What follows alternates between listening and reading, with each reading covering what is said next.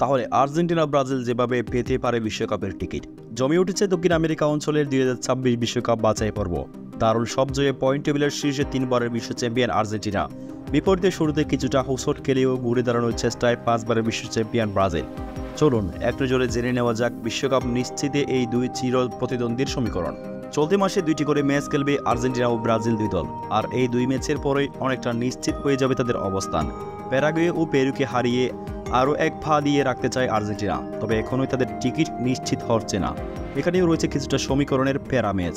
Point টেবিলের সাথে অবস্থান করা বলিভিয়া যদি সপ্তাহে 2টি করে ম্যাচ হেরে যায় তবে অনেকটাই নিশ্চিত হবে আর্জেন্টিনার অংশগ্রহণ। সেক্ষেত্রে আগামী মার্চের উইন্ডোতে মাত্র একটি ম্যাচ জিতলে বিশ্বকাপের টিকিট পেয়ে যাবে মেসিরা। আর্জেন্টিনার জন্য সমীকরণ যতটা সহজ, ব্রাজিলের জন্য তো ঠিক ততটাই কঠিন। ভেনেজুয়েলার ও উরুগুয়ের বিপক্ষে গুরুত্বপূর্ণ ম্যাচ সেলেসাওদের, আর এই দুই ম্যাচে জিতলে পয়েন্ট টেবিলের 2-এ ওঠার সুযোগ পাবে বিশ্বকাপের 5বার চ্যাম্পিয়নরা। আর যদি হেরে যায় তাহলে পড়তে হবে বিভাগে। তখন অন্য দলগুলোর ফলাফলের উপর চোখ রাখতে হবে ভিনিসিয়াসদের। সমীকরণের এমন মার পেছে যেতে চান না ব্রাজিল, আর এই দুই ম্যাচের জয় তুলে বছর শেষ করতে চায় দলটি। যদিও কাজটা মোটেও সহজ হবে না তাদের জন্য, কেননা উরুগুয়ের বিপক্ষে মিলছে কঠিন লড়াইয়ের আভাস। এরপরও বেশ কিছু ফুটবলার ছুটে থাকায় দুশ্চিন্তে কাটছে না সমর্থকদের। প্রিয় দর্শক, ফুটবলকে ভালোবাসলে অবশ্যই চ্যানেলটি সাবস্ক্রাইব করুন।